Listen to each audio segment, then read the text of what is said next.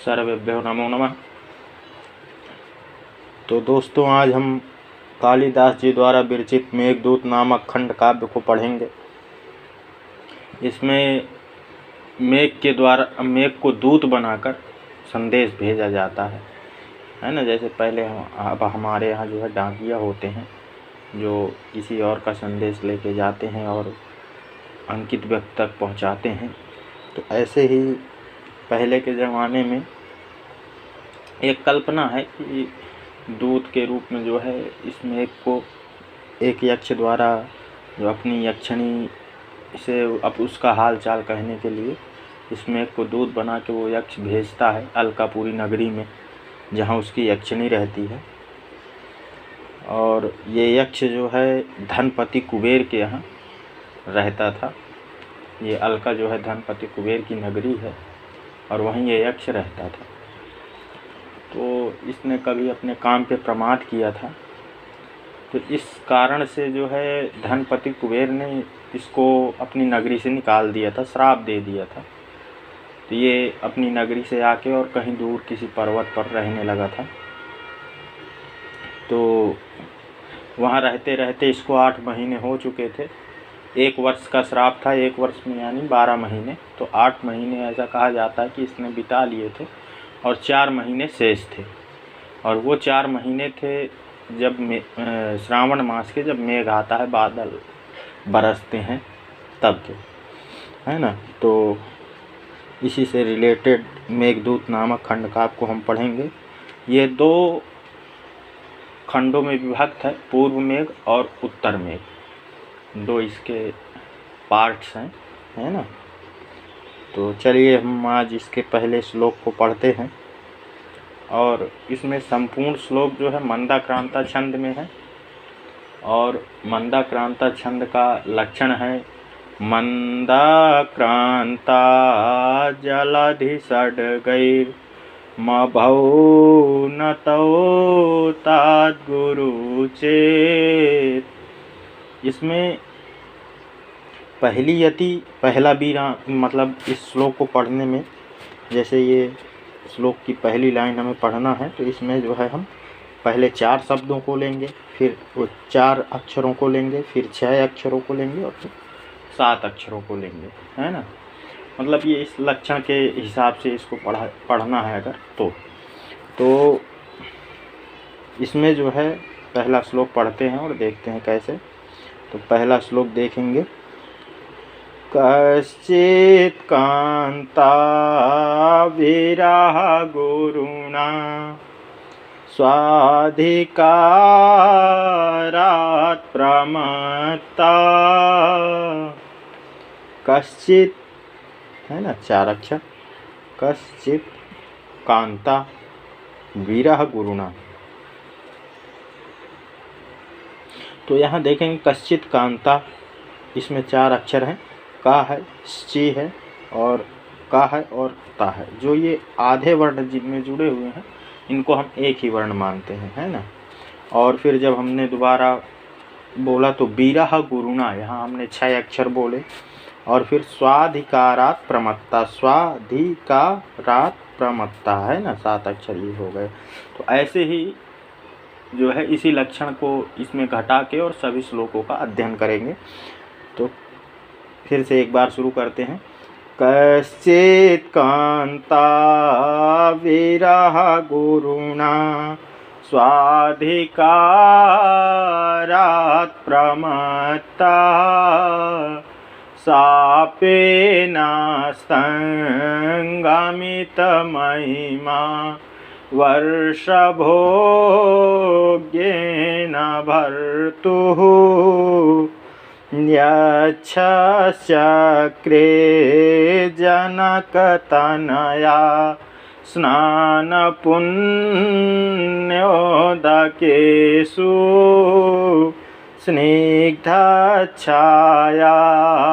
तरुषु वसतिं रामगिर्याश्रमेषु।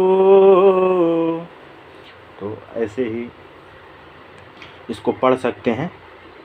चलिए अब इस पे देखते हैं कि कवि का आशय क्या है इस श्लोक से। इसका अर्थ भाव क्या है। तो जैसा कि मैंने आपको पहले बताया था कि कोई यक्ष है जिसको अपने स्वामी द्वारा श्राप मिला हुआ है, तो यही कह रहा है यहाँ पे कश्चित। कश्चित का अर्थ होता है कोई, है ना। कांता यानी अपनी पत्नी, कांता का अर्थ होता है पत्नी। विरह गुरुना, विरह यानी वियोग, और गुरु माने भारी वियोग, है ना।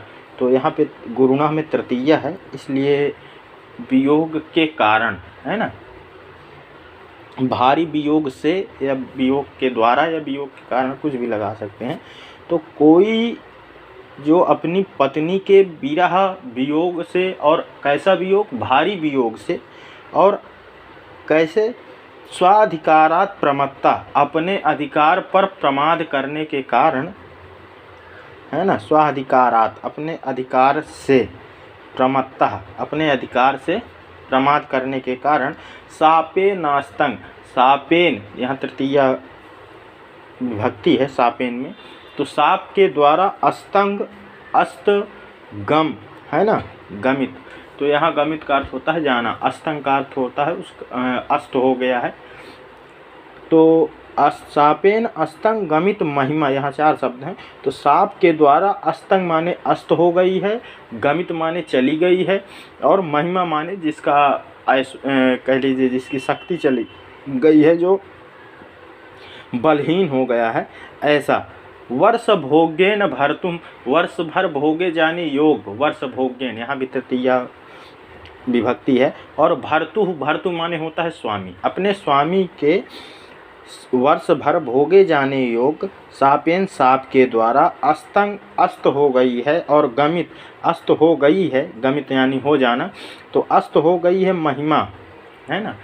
भर्तु माने स्वामी के वर्ष भोग्येन, वर्ष भर भोगे जाने योग, श्राप सापेन साप के द्वारा, अस्त माने अस्त, गमित माने हो गई है, महिमा माने जिसका बल या जिसके कह लीजिए जिसकी महिमा जो है अस्त हो गई है, ऐसा कश्चित कोई, कांता अपनी पत्नी से, विरह वियोग के कारण, गुरुना भारी दुख, है ना, भारी वियोग के कारण अपने अधिकार पर प्रमत्त कर रहा था, तो उसको जो है अपनी पत्नी से दूर रहने का श्राप मिला। और यक्षस चक्रे, अब जो है यहाँ पर बता रहे हैं कि ये जो कश्चित था ये कौन था, ये एक यक्ष था, है ना। तो यक्षस चक्रे, चक्रे का अर्थ आएगा जैसे किया इस अर्थ में। तो यक्षस चक्रे, कोई यक्ष अपने अधिकार पर, कोई यक्ष, है ना, यक्षस चक्रे, कोई यक्ष अपने स्वाधिकारात् प्रमत्ता, अपने अधिकार पर प्रमाद करने के कारण, भर्तु के द्वारा, वर्ष भोग्येन वर्ष भर भोगे जाने योग्य, सापेन साप के द्वारा, अस्तंगमित अस्त हो गई है महिमा जिसकी, ऐसा कश्चित कोई जो अपनी कांता पत्नी के विरह भारी दुख के कारण जो है, कोई यक्ष, जनक तनया स्नान पुण्योदकेषु, जनक तनया कौन है, सीता, है ना, जो जनक की पुत्री हैं। तो जनक तनया स्नान पुण्योदकेषु, जनक तनया के स्नान से पुण्य, उदकेशु जल हो गया है जहाँ का, जहाँ पर जनक तनया पहले वहाँ पर रहती थी और वो स्नान करती थी, तो उसी स्नान के कारण वहाँ का जो भी जल है वो बिल्कुल पुण्य हो गया है। और स्निग्ध छाया तरुषु वस्तिम, तो और छाया कैसी है वहाँ पर तरुओं की छाया है। और कैसे तरुओं की छाया है, स्निग्ध है, बिल्कुल घनी है ना। और वस्तिम माने निवास किया। और कहाँ की छाया जो है घनी है, और कहाँ का जल जो है पुण्य है जनक तनया के स्नान से, वो बताया रामगिरी आश्रमेशु, रामगिरी नाम के आश्रम में जो है स्निग्ध छाया तरु जो बड़ी घनी छाया वाले वृक्ष थे, जो जनक तनया स्नान पुण्योदकेशु, और वहाँ पर जनक तनया सीता जी के स्नान के द्वारा जहाँ का जल पुण्य हो गया था, ऐसी जगह में यक्षस चक्रे, है ना, यक्ष ने यक्षस वस्तिम चक्रे, यक्ष ने निवास किया। ठीक, अब एक बार और देख लेंगे कि कश्चित कांता विरह गुरुना, कोई जो अपनी पत्नी के भारी दुख के कारण अपने अधिकार पर प्रमाद किया था उसने।